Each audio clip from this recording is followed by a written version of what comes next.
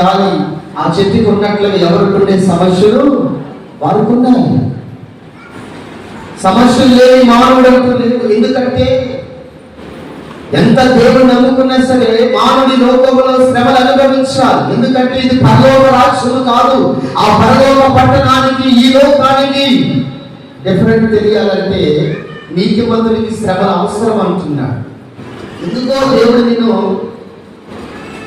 ఒక క్రైస్తవ కుటుంబంలో పుట్టించాడు. దాన్ని బట్టి నువ్వు సంతోషించాలి. ఈరోజు నీలో చాలా మందికి ఒక ఆలోచన రావచ్చు, నన్నెందుకు ఈ గ్రామంలో ఈ తల్లిదండ్రుల కడుపులో నన్నెందుకు పుట్టించాడు, ధనవంతుల కడుపులో పుట్టిస్తే బాగుండేది అనుకోవచ్చు. లేదా ధనవంతుల కడుపులో పుట్టిస్తే బాగుండేది. జన్మస్థలాల గురించి మనం చాలా సంతోషపడాలి. దేవుడి మాట వినే భాగ్యాన్ని మనకి ఇచ్చాడు. సరిదాన్ని నడిపించి